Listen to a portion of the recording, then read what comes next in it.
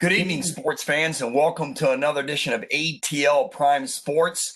Big day in Atlanta sports with the Braves coming up. Game one of their NLCS National League Championship Series versus the Los Angeles Dodgers, best of seven. Winner goes to the World Series, and of course the Atlanta Falcons. They fired their head coach, Dan Quinn, and their general manager, Thomas Dimitroff. Rich McKay will take over the football operations for the Falcons, and Raheem Morris will be the intern head coach until the end of the football season. I'm Todd Corder, along with my producer, Wayne in Memphis. JJ is not with us this evening. We've got a big show coming up, 8:05. We've got Evie Van Pelt, publisher of the Rebel Walk. And at 8:20, we have Dave Cohen, the voice of the Georgia State Panthers, giving us a preview of the Georgia State-Arkansas State football game on our Panther Report here on ATL Prime Sports. You can catch us on social media. You can catch myself at Corder Todd, catch JJ at JJ Get You One, and you can catch Wayne at RWY Jr. on Twitter, and you can catch us at ATL Prime Sports. Wayne, welcome in, my friend. It's just me and you this evening. All right. I got to tell you something, though. The Atlanta Falcons, they have not called me for the new head coach job. Yeah, well, and you know what? I've been giving them advice since 1985 about their play calling, about their formations, and about how the team is run, and they hadn't called me yet. So apparently not. I'm not in running for the job. Well, they've hired, like I said, Raheem Morris, who will be the intern coach. He's also the defensive coordinator for the Falcons. He'll do that till the end of the season. But, this is Atlanta's worst start since opening 0-8 in 1996. Yep. Dan Quinn finished with an overall record of 43-42. He was 3-2 in the playoffs, taking the Falcons to the Super Bowl where they had a 28-3 lead and lost it to New England 34-28 in overtime. No, that was the Broncos. I think they lost to when Dan Quinn was coach. No, they lost in New England when Dan Quinn was coach. Right. Well, who was the coach when they lost? You're thinking of the Broncos back in 1998 when Dan Reeves was the head coach. Dan Reeves. Okay, Dan Reeves. Right. I get the Dans. Right. I'm getting my Dans mixed up. That's all right. And then Thomas Dimitroff, he was a GM for the Falcons for 12 seasons. He took the Falcons to the playoffs 6 times in 12 seasons. He won 109 games. That ranks 8th in the NFL and 4th in the NFC. That part was a surprise to me that they fired Thomas Dimitroff. He hit on a lot of great picks with Matt Ryan and Julio Jones, and he missed on some others. All GMs have hit and miss. But, it just didn't work out. Like I said earlier, Rich McKay will take over the day-to-day operations until the Falcons hire a GM at the end of the season. I'm guessing they'll hire a general manager first, Wayne, and then the general manager will hire a head coach, whoever that may be. And right. I tell you what, we'll see who that is. Right now, it's too early to speculate. We'll see who it is. Eric Bellamy is a candidate, definitely the offensive coordinator for the Kansas City Chiefs. The Falcons have went defense in the last 2 hires with Mike Smith first and then Dan Quinn. So I think this time they're going to go offense. That's my guess. And Eric Bellamy will definitely be a candidate. He doesn't have any head coaching experience, but as the offensive coordinator for the Kansas City Chiefs, he has done a phenomenal job. No question about it. Definitely need to get somebody with some NFL experience. I don't think I would be looking at any college coaches. That's an interesting point. A lot of folks here think bring Dabo Swinney in, and then, of course, maybe if you finish 0-16, you can get Trevor Lawrence. But to me, the Falcons owe Matt Ryan $41 million next year. Yep. I guess they could draft him. But, it's going to be hard to get rid of Matt Ryan's contract. Everybody's claiming they need a total rebuild. I don't think they need a total rebuild. I just think they need to get better on the defensive side of the ball, and then offensively, they need to run the football more. Todd Gurley only had 14 carries. He averaged 8.5 yards a carry on yesterday against the Carolina Panthers when they lost to that ball game. Matt Ryan threw an interception late in the contest to seal their fate. But their defense is just not good enough to stay on the field more times than their offense. They need to run the football, run Hill, run Gurley, take some time off the clock, play action pass, and keep that defense off the field because it's simply not good enough to carry the Falcons. Their offense is going to have to carry this football team, and we'll see how many games they win. I don't think this changes their fate as a team. A lot of folks are saying get rid of Dan Quinn, but to me, you could have waited till the end of the season getting a jump on a head coach. You're not going to get a jump on a head coach anyhow. You're just not. So, yeah, but hey, they went ahead and did it now.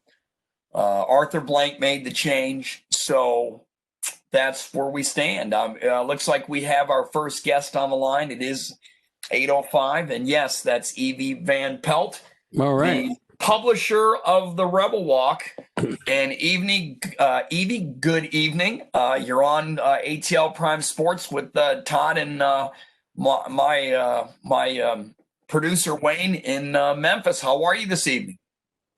I'm doing great. How about y'all? Thank you for having me back. All right. Anytime. I sat there and watched the ball game on Saturday, and when Ole Miss was ahead, I made you the promise that you could host the show with me if Ole Miss won it. There were a few times I thought I'm going to have to honor that promise, but as it turned out, it was a close ball game. Ole Miss gave Alabama everything they can handle, but their defense just simply couldn't get a stop at the end, despite their offense getting 647 yards. And Nick Saban, he felt the Tide, he kind of clarified his comments that the Tide defense always felt one play behind. But before that, he said the Ole Miss might have gotten their defensive signals.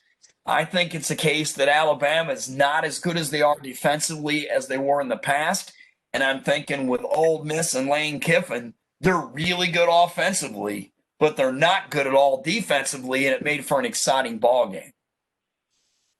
Absolutely. I tell you what, I wasn't even aware that I've been so tied up today. I wasn't aware that Saban came out and clarified his thoughts. What did he say on that? Because originally it sure did sound like he was throwing a little shade Ole Miss's way. Well, he clarified the comments by saying he felt that the Tide's defense was always one play behind. So okay. He did clarify his comments a little bit. I think more than anything else, it's out of frustration. It just is. I mean, look, Ole Miss recovers the onside kick. We've got Bedlam at the end. Potentially, it just didn't work out. It was a wild, wacky week in the Southeastern Conference in general. And interesting, we'll talk Georgia later on in the show. Alabama goes to Georgia this week. And, each team is in first place in their respective divisions. Alabama in the West, Georgia in the East. Is this a preview of the SEC championship game? It could be, but I tell you what, Alabama better fix its defense because Georgia's defense is one of the best in the country. Oh, absolutely. I can't wait to see that one. That one's going to be phenomenal. And I think you can bet Kirby's got probably this Ole Miss Alabama game in a loop, just playing it over and over and over, seeing what to do. But it was just really an incredible game. I mean, Ole Miss won its last weekend against Kentucky and then dropped the first game to Florida. And it was hard to know. I mean, I know Florida's defense was supposed to be okay. I mean, same with Kentucky, but you just never know exactly what you got with your offense until you go up against somebody like Alabama. And after watching that game, I think Ole Miss has got a pretty good offense. I thought it was funny. I don't know if you heard any of Kiffin's Monday press conference, but he just said if you understand tempo, the signal wouldn't help us. I mean, they call the play basically before the last play is even over, and he said before they even mark the ball, we call our play. So. Yeah. It wouldn't do us any good. So I thought that was kind of interesting there. He made no bones about coming out and saying that. But, the Ole Miss defense is known for just, at least the last few years, not being very strong at all. And so to see Alabama have so much trouble with the offensive play calling and such for Ole Miss was kind of surprising. So, yeah, I think they better – kind of shore some things up before they play the Bulldogs this coming weekend. Well, we got any thoughts on Ole Miss going up to Fayetteville this weekend? Well, that's going to be another interesting one because the offensive coordinator at Arkansas is Kendall Briles. And, he was on the FAU staff. Right. So that's interesting that he's going to be there. And Kiffin was asked, our defensive signals. He wouldn't know those. That's the least of our worries. Our defensive signals. We got to align better, tackle better, make more plays. So, but I think that that Arkansas is kind of they're a story in and of themselves. I mean, I really think there was kind of a shoddy call against Auburn that could have made a difference in that game. And if not for that, I think Arkansas, it's definitely not going to be. I don't think it's going to be a cakewalk. I think at the beginning of the season, I kind of penciled that in when I'm trying to count the number of possible wins. I counted that Arkansas won as a win, and I think it's going to be a tougher game than probably people thought at the beginning of the season. That being said, I don't see them stopping the Ole Miss offense. I really don't. So Ole Miss may have every single game this season as a shootout, but I think they're pretty equipped offensively. Speaking of the call, there was no doubt it was a fumble. Auburn, they escaped with a win against Arkansas. There was no question it was a bad call. There's a former NFL ref who said it was a bad call earlier in the week, Terry McCauley, when he showed the video of it on Twitter and he went to it in detail. He can't figure out how the Southeastern Conference officials missed that call because it definitely cost an Arkansas a major chance to win that football game. And, Arkansas has played pretty well. I mean, they did decent against Georgia. They beat LSU, which was a shocker. Then we found out maybe it wasn't such a shocker as LSU got beat again this week by Kentucky. And then we find out A&M beats Florida. And this conference is topsy-turvy. I haven't seen so many high-scoring games in years in the SEC. And the only team right now to me that shows any type of normalcy on defense is Georgia. And I think they're the conference favorite right now. But Mac Jones has had one whale of a season. He's faced A&M. He's faced Ole Miss. It doesn't matter who Alabama faces. They seem to torch that team's defense. So it will be one heck of a matchup at 8 o'clock on CBS on Saturday night in Tuscaloosa. I mean, this conference, this is pandemic SEC football, trying to figure out what team is going to do each week with all these high-scoring games, with Missouri beating, Missouri and LSU. And, LSU has lost 2 games now. With Missouri upsetting LSU, LSU's defense is an absolute mess. It is, and it's funny that Coach Kiffin talked about. He was asked about tackling at the press conference today, which probably he's going to be asked about that at every game, after every game. But he said it in general, he thinks we're kind of seeing defenses around the country struggle, especially in the SEC. And he said, he doesn't know if that's a product of missing spring ball. Maybe it's more important for defense than offense. I don't know. But he just says it's like, a number of SEC teams are in the bottom half of the defensive rankings, and usually the SEC teams are the ones that are hard to move the ball on. So that being said, I will point out that Mississippi State only got 2 points against Kentucky. So, there was some defense at least of the air raid. There was defense against the air raid going on in that game. But yeah, it's just a crazy thing. And the interesting thing I think is right now when you talk about quarterbacks, I was really excited to watch that matchup. Or just seeing Corral and Mac Jones play, because as of now, let's see, Corral and Jones keep switching back and forth. I think for the week, Mac Jones was ahead of Corral in total ESPN's total QBR, like just barely. But then overall for the season, Matt Corral still is in first place, 95.6 QBR, which on a 1-2 team, that kid's got to be thinking, can somebody play some defense, and help me out. But anyway, I just thought we saw two extraordinary quarterbacks at work on. I mean, defenses notwithstanding, they were really putting the ball in some tight places Saturday. Hey, Evie, let's do this. Let's do in one sentence. Let's sum up each team in the Southeastern Conference. Let's go ahead and sum up Ole Miss in one sentence. What do you think they are? Oh my gosh! I mean, 2 sentences. Offense. No, I mean just offense. I think they're one of the most explosive offenses in the country. All right, I agree with that, and I'll flip the script and say their defense is outmanned.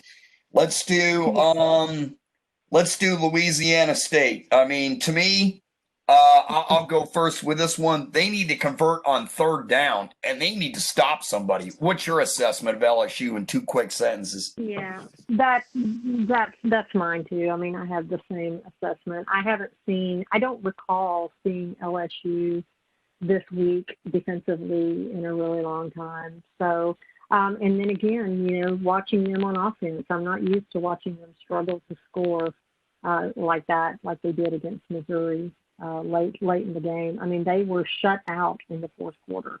Right. Let's go to Kentucky. They needed a win in a major way. It was a big-time defensive performance. Ability to rush the passer with 3 was huge to me. What's your assessment of Kentucky quickly?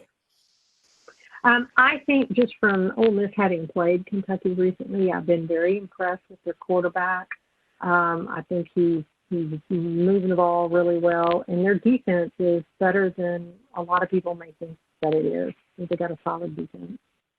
My assessment for Mississippi State, they got to be concerned seeing the same looks and struggling the way they have the past 2 weeks.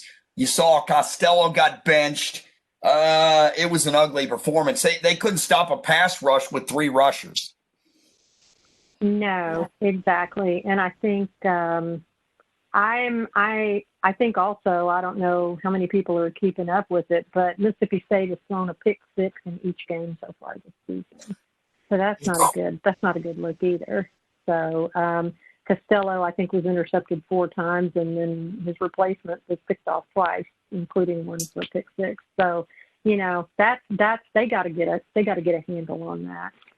All right, my assessment of Florida, their pass game with Trask is elite, but they need to be able to run the football and have some balance. What's your assessment of Florida real quickly? That I have the exact same assessment. They've shown they can move the ball against anybody. I do think that their defense has got to find a way to slow some people down. They gave up 613 yards to Ole Miss, and Saturday gave up 543 yards. So they've got Georgia and Tennessee coming up, and so the scoreboard operator might be kind of busy if they don't find it. Scoreboard operator. All right, let's go to Missouri. Huge win for Drink, obviously. To me, this was a confidence builder for Missouri.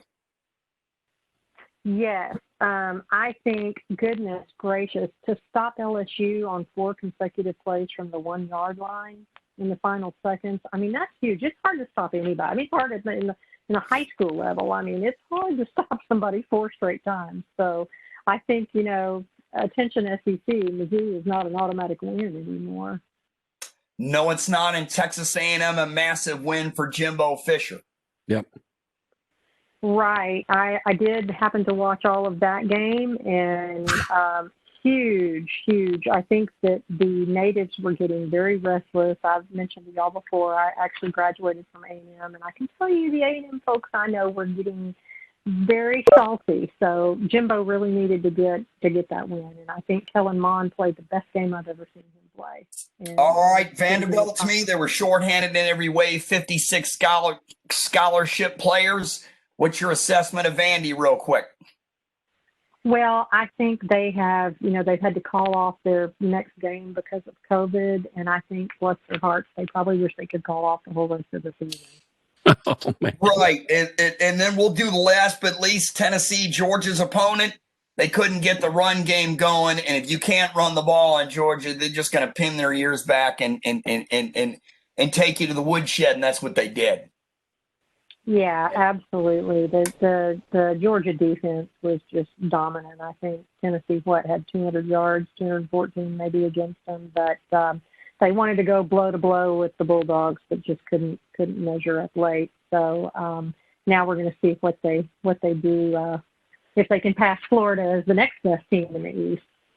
Right. Well, Evie, we're out of time. Thanks for coming on. We've got Dave Cohen joining us, the voice of the Georgia State Panthers on our Panther Report. Evie, we'll talk to you next week. Thanks so much. Bye-bye. Thank you. We welcome Dave Panther in, the voice of the Georgia State Panthers, football, basketball, and baseball on our weekly Panther Report. Dave, welcome from Pennsylvania. Wayne is in Memphis. And JJ, believe it or not, is in Arlington. He's getting ready for game 1 of the Braves versus the Dodgers. Yeah, great to be with you tonight. Looking forward to some Georgia State football on Thursday night. But yeah, tonight's a big night with game 1 of the Braves and the Dodgers. And so JJ is there at the ballpark in Arlington? Yes, he's going to go to games 1 and 2. Wow. Yep, Yeah, that's what I said. I told him.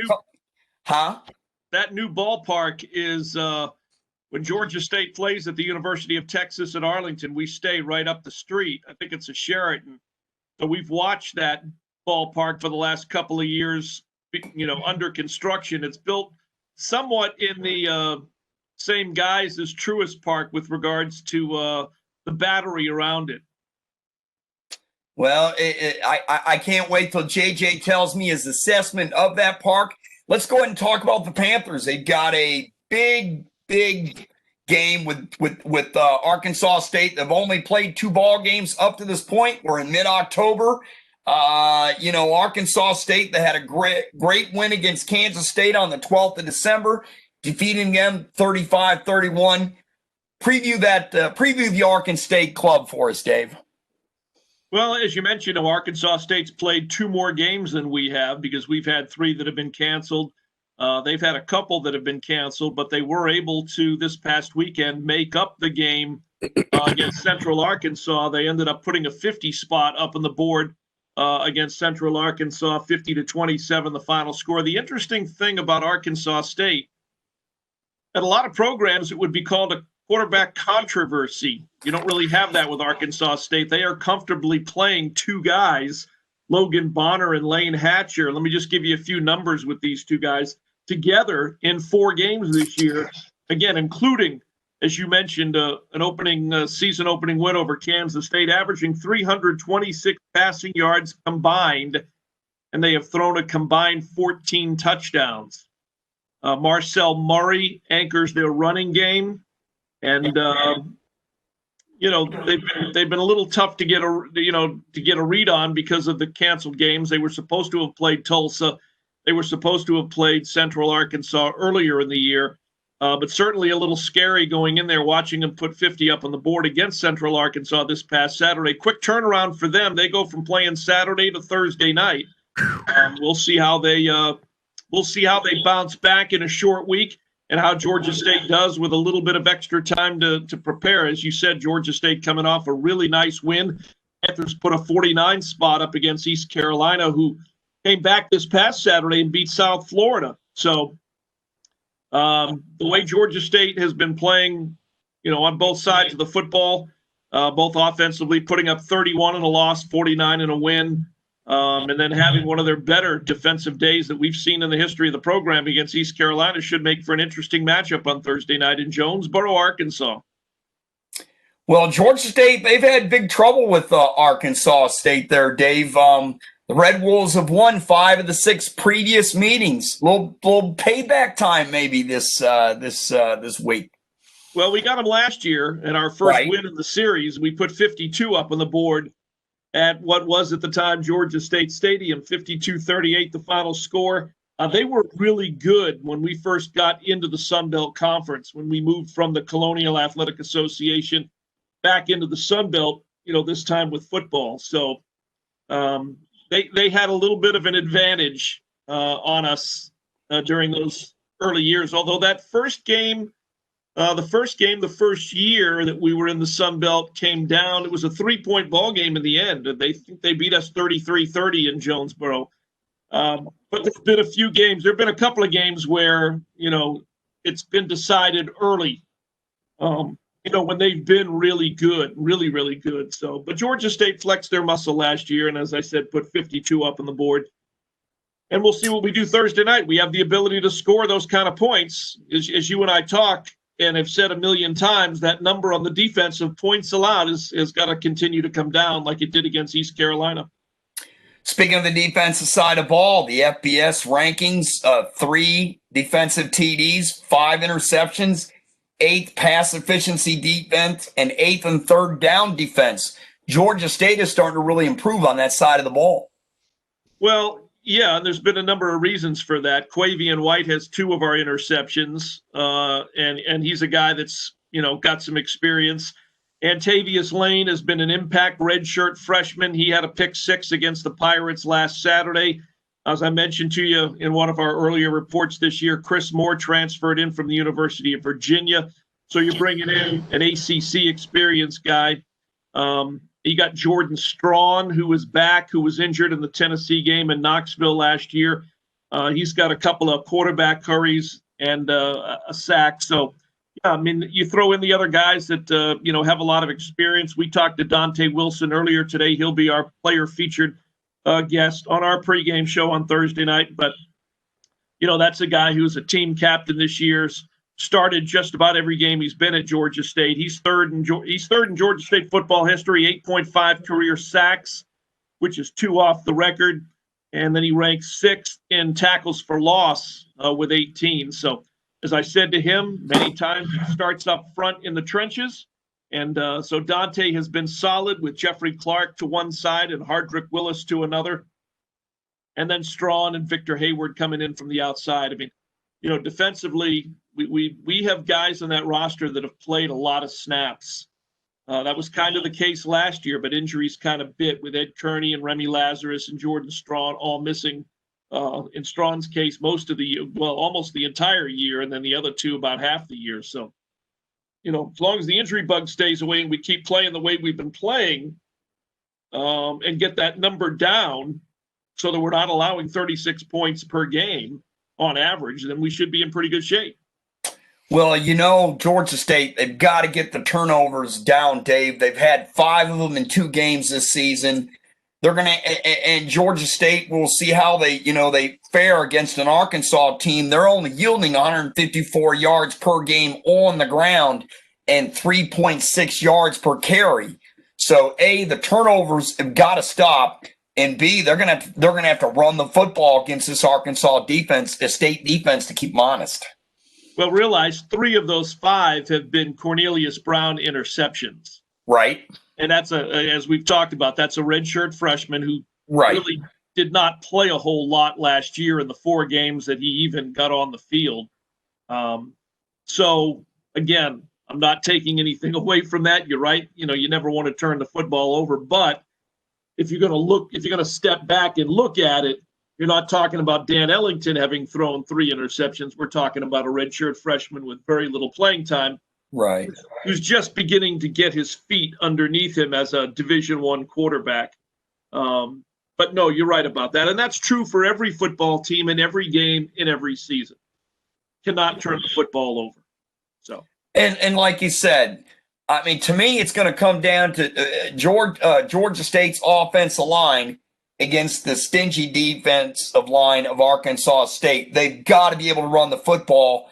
That'll make it a lot easier on this freshman quarterback, Brown, not to make any critical mistakes, because if they can run, they can set up the play action pass, and that's where he's really effective, Brown. He is. He's been able to drop that ball, a soft pass here and there over the top of the defense.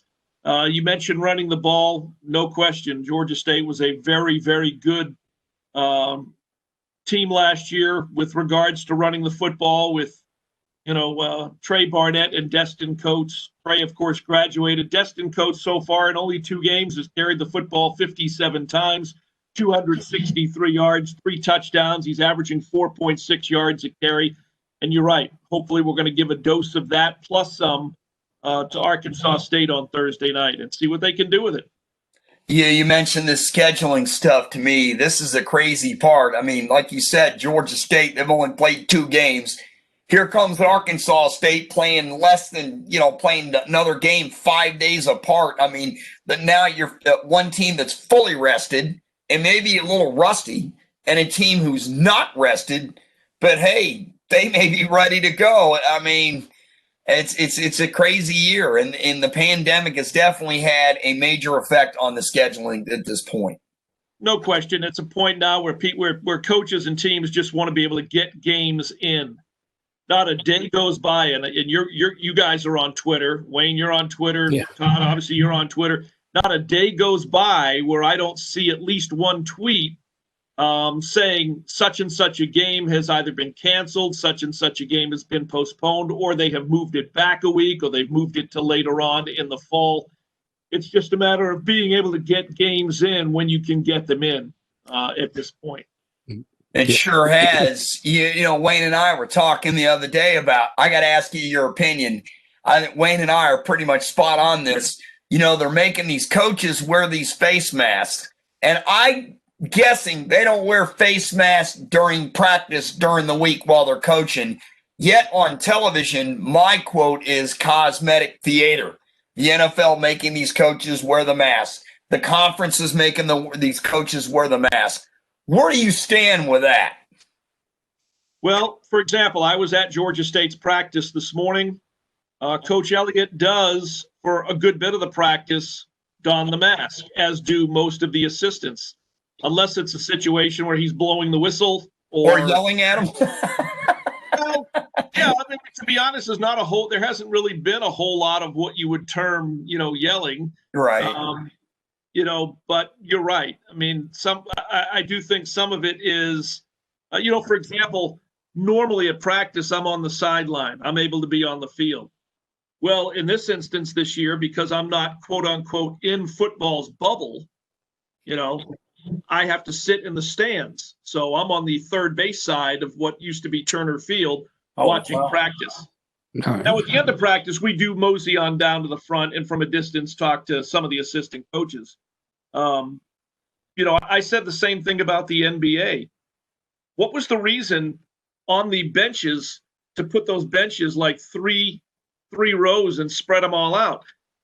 That's why they're in a bubble. They all tested negative. There's no reason. They could be sitting on each other's lap for all we care. They all have tested negative. They're in the NBA bubble. It doesn't matter. Kind of a similar situation with a lot, not all of these college football teams. They're not 100% in bubbles. When practice is over, and I've seen this, our guys walk through the plaza and they go across the street into Aspen Heights, which is where the football team lives. Not every player on Georgia State's roster lives in the dorms. Some of them live off campus in apartments, or they still live at their residence, their home. So does that mean does that mean they're still in the bubble, or are they out of the bubble? I was kind of told that if I was going to be inside the football bubble or the Georgia State basketball bubble, that basically I'd be able to be at home or be at the football stadium or the basketball arena. All right. Interesting. Very interesting. Wow. But you're right. Some of it, for example, the NBA, there's no reason at all for any of those people. I understand being cautious, but everybody that you saw at those playoff games and inside that arena during the season, those people are all tested multiple times during the week. If they've tested negative, there's no reason to be walking around donning the mask. Same thing in the NHL. I mean, but you see the hockey players, they're fighting. They're not concerned at all. I mean, that's one sport that it to me, of all the sports that looks normal, it's been hockey has looked the normal the most. I mean, the coaches aren't wearing masks. The players definitely aren't wearing masks. They're fighting. They're in the penalty box. They're yelling. Yes, the guy that's in the penalty box kind of keeping the players away from each other. They're wearing a mask. They may or may not be in a bubble. Some trainers will wear the mask for precautionary reasons, but hockey seems to be the only one that is. When I watch hockey, other than no fans in the stands, it seems to be the most normal sport. Yeah. Yeah. Plus, those guys, I don't know how many of them are wearing, with their helmet. Are they wearing the plastic screen? They all have it. Front? They pretty much almost all have it. Sure, just like football, but is every player in the National Football League and in college football wearing the face shield? No, I don't think so. Do you? No. They aren't. No, I saw some face masks get grabbed, and I don't think you could have grabbed that through that shield. That's correct. Well, right. Dave, thanks a lot for coming on. Tell everybody how they can listen to the game on Thursday. Thursday night, it'll be televised nationally, but we'll be on in Atlanta on 88.5 FM WRAS. You can also listen via streaming audio, GeorgiaStateSports.com, and via the Georgia State Athletics mobile app on your iPhone or your iPad, and of course, TuneIn Radio app as well. Just enter in search WRAS, and you'll find us. Well, Dave, thanks a lot. I'm sorry. Go ahead, Wayne. Yeah, Dave, are you going to be traveling up to Jonesboro, Arkansas, or are you going to be there in Georgia? We will be doing the game virtually this week from Center Park Credit Union Stadium for the lone reason that because we are not in the bubble, they're a little cautious about us being on the team charter flight. All right. Well, I'll have some barbecue for you then. That'd be great. And if we were staying in Memphis, I'd be calling you. Yeah. Hey, I tell you what. I mean, I do the high school games every week, and I've got a good one this week. Northwest Whitfield, who is 4-0, they traveled to Central and Carrollton, who's 3-1. We don't. I keep the mask on until the pregame starts and the mask is off. And, we're at these stadiums every week. Knock on wood, everything has gone good so far. I've done 6 games this season. Knock on wood, hopefully 7 for 7. This is week 7 of the high school football season. So we'll have to wait and see. We take it week by week. I mean, we're going to do the game virtually this week. Right. Which is what I believe just a lot of, like, for example, I told you East Carolina's radio crew did not travel to Atlanta last week. Right. I believe across the board in the NFL radio crews are doing it out of their home stadiums. Of course, they've got a really, really nice 4 or 5 camera screen view. You don't have that? No, we're going to be lucky. we're going to have 1, maybe 2. But for example, in 2 weeks we play at Troy. We may, we may go ourselves anyway. Normally we would be on what's called bus 3. With the players on buses 1 or 2. Right. That's going to be the title of an upcoming book, Life on Bus 3. But we may just make the trip. The 4 of us may make the trip over to Troy, do the game, and then come home. We would never really come into contact with any of the players anyway, so as to not, be a possible virus threat. That's Dave. Thanks again for coming on. Thanks for the Panther report as always, and we'll talk to you next week. Sounds good. Wayne, take it easy up there in Memphis. Todd, we'll talk to you during the week on Twitter, and you guys take it easy. Appreciate you having me. All right. Hey, thank you for coming on as always. That's Dave Cohen, the voice of the Georgia State Panthers, every week here on ATL Prime Sports with our Panther report. And good luck to Georgia State on Thursday night. Wayne, let's go ahead and shift gears. Let's talk about the University of Georgia. I mean, we talked about all the offense in the Southeastern Conference with Evie and the SEC has 6 teams in the top 25. I don't know if their 6 teams really belong in the top 25, but since that's the way it is because of Big Ten in the Pac-12 haven't played. But Georgia, to me, right now, it's early. We could get a multiple conference loss champion in the SEC. It wouldn't shock me. But to me, Georgia is the opposite of everybody else. Their offense is solid. They run the football. Their offensive line is really good. But their defense, to me, stands out way above anybody else in the conference. If they bring their defense on Saturday, I think they're going to come home the victor against Tuscaloosa. I mean, they've allowed 115 rushing yards in 3 games with no touchdowns. They're fast. They're physical. They can dominate at all 3 levels. And despite the miscue they had on the first play of the ball game, Wayne, where they snapped it over the quarterback's head, poor Stetson Bennett, the 4th, he should have just fell on it on a 3-yard line. He explicitly rolled over and kind of whacked the ball in the end zone. And Tennessee had a touchdown. They had a terrific start. But Tennessee couldn't run the football, Wayne. Yep. And this Georgia defense reminds me of all the great defenses that have carried teams to national championships. And Kirby Smart has got it going on that side of the ball, my friend. Yeah, definitely. And normally on a game, this game in particular, I would pick Alabama simply because I've got a lot of family members who are Alabama fans. But this may be one of the rare occasions I choose Georgia to win this game. Well, I mean, look at the way Mac Jones is playing quarterback. It's spectacular. Georgia's defense has not faced an offense like this. No. They faced Arkansas and Felipe Franks. They faced Tennessee, and they faced Auburn and Bo Nix. Yeah, well, that was not really very good. That offense at Auburn was no good that day. Oh, it's been the same story for Georgia every week. Their defensive line tears up the opposing team's offensive line. You can't run on them. You're one-dimensional, and then what happens? They just pin their ears back and they come after the quarterback. Right. And once again, they're fast, they're physical, they move side to side. LeCount in the secondary is phenomenal.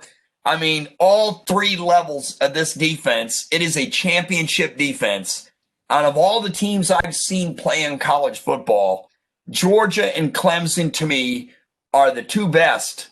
And then there's a drop-off. And I'm even including Alabama in that drop-off, especially on the defensive side of the ball. And, but on the offensive side of the ball, Alabama's been fantastic with Mac Jones, Wayne. Georgia will get a tremendous test this week.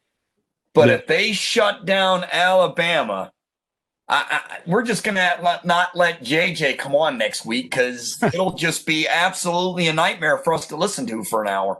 No, it won't be that bad. No, I know. I just had to rag on him because he's in Arlington for the ball game for game 1 and game 2 of the NLCS against the Los Angeles Dodgers. And what a lucky duck. 11,000 fans are allowed in the stadium as we'll shift over to baseball now and talk about that. Yep. He's there, and those are the first games that are being played in the new Arlington Stadium, regular season / playoff. I guess they had some preseason games in there. But JJ's part of it. He needs to keep his ticket stub, like pandemic on it, and get that thing framed. Good. Yeah, and he's having a good time so far. I'm not going to give you any details.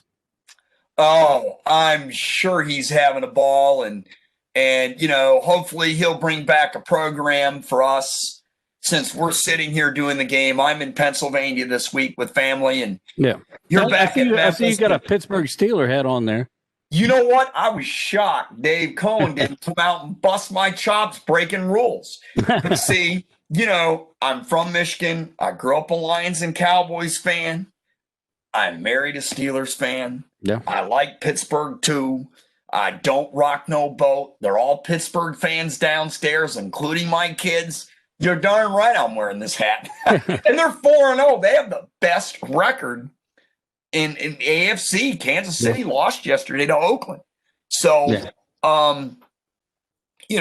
yes, that's a. But anyway, back to the Braves. This rotation, Wayne, has been magnificent. I mean, It really has. 4 shutouts in 5 games. Yes, they played the Marlins and the Reds, who couldn't hit water if they got on the boat in the middle of the Atlantic with oars and paddles. I mean, their anemic batting averages are 203 for Cincy, 212 for the Marlins in the playoffs, and the Braves rotation of Max Fried, Kyle Wright, and Ian Anderson has just been magnificent. And and Max Fried, who grew up grew up a Dodgers fan, grew up in Santa Monica.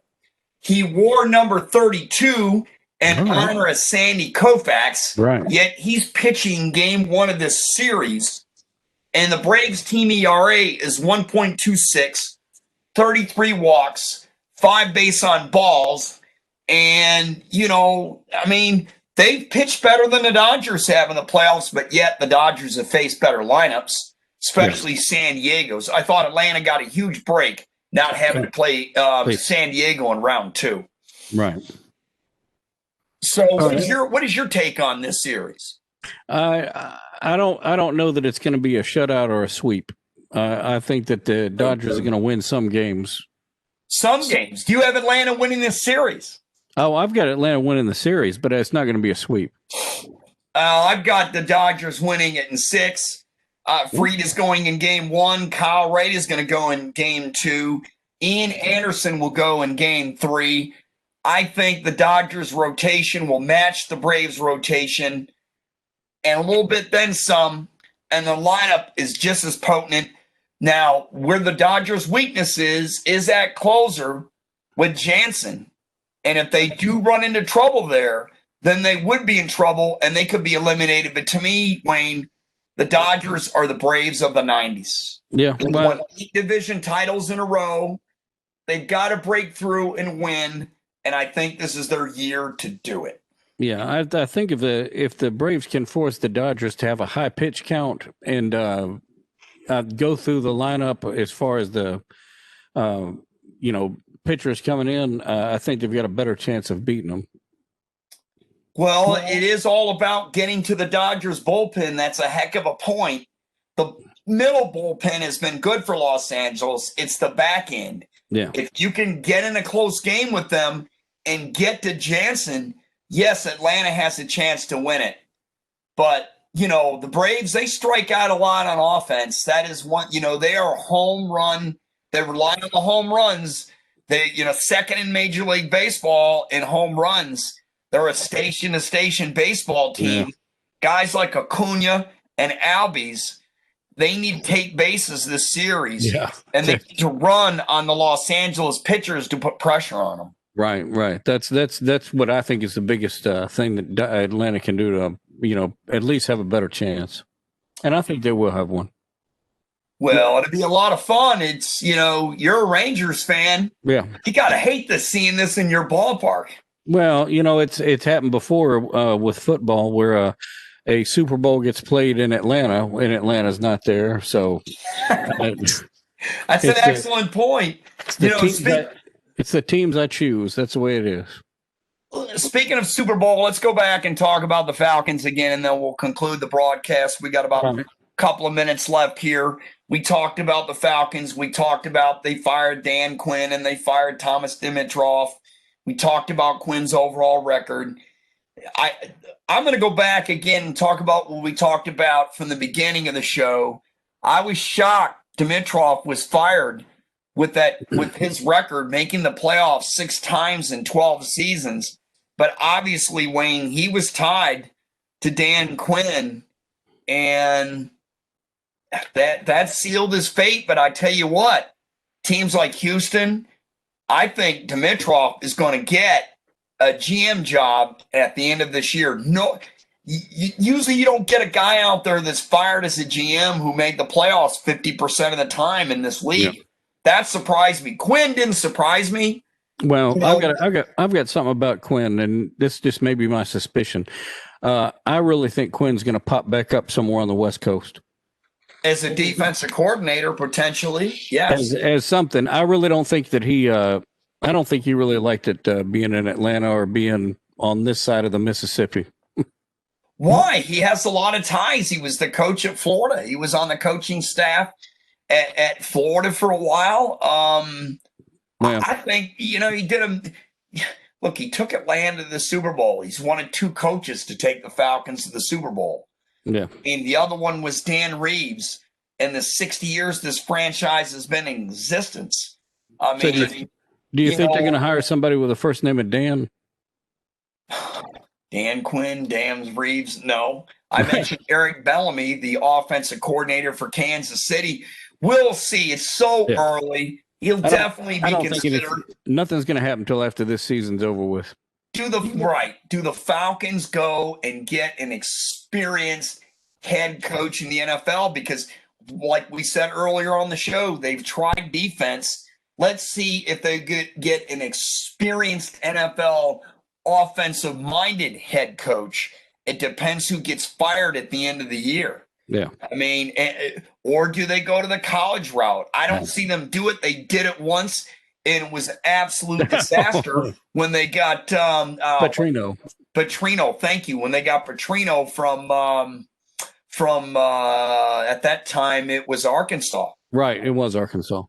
What a mess. Well, I don't have very many good things to say about him, but I will tell you this: regardless of who Atlanta chooses for any of those positions, I will always be an Atlanta Falcons fan. It's just been that way ever since 1980. So I've stuck with them through the bad times, through the good times. There's no reason to give up now. Well, let's end the show on a positive note. I mean, in terms of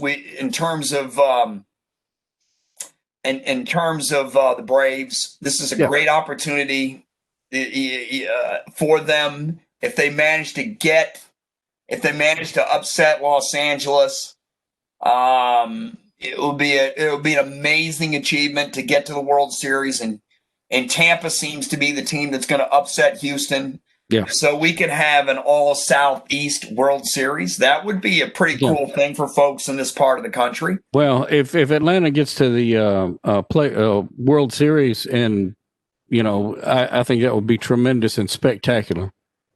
Oh, one more thing I forgot to ask you. I like Dallas. I saw what happened to Dan Quinn. Dak Prescott. We saw what happened to Dan Quinn, obviously. Right. What happened to Dak Prescott? Now the Red Rifle, Andy Dalton, takes over for the rest of the season. What did your dad say about Dak getting hurt in Dallas? Well, unfortunately, that game was not broadcast up in Clarksville, Tennessee, so he did not get to see it. But he was just as surprised at me at how well Andy Dalton played, and based on where he played at before. But I think didn't he play at TCU? He did play at Texas Christian. He also played for the Bengals, and he's been a very good quarterback. He took the Bengals to a number of playoff appearances. I think he played really well yesterday. It was 9-11, against the Giants. I think you're going to see Dallas shift and go to more of a running game now with Zeke Elliott than they did when Dak was quarterback. And I think the Cowboys, even though they're going to miss a great player like Dak Prescott, they're going to be fine with Andy Dalton at quarterback. They're going to run Zeke Elliott. They're going to run the other kid from is he from Memphis, I think, the other tailback. Right. They're going to run him, and they're going to keep that porous defense they have off the field because they're like the Falcons. Yeah. They've got to run the ball and keep their defense off the field. Well, speaking of Memphis, Memphis plays Central Florida this weekend at Memphis, and that was going to be a big game, but we've seen that Central Florida is not quite the team they were.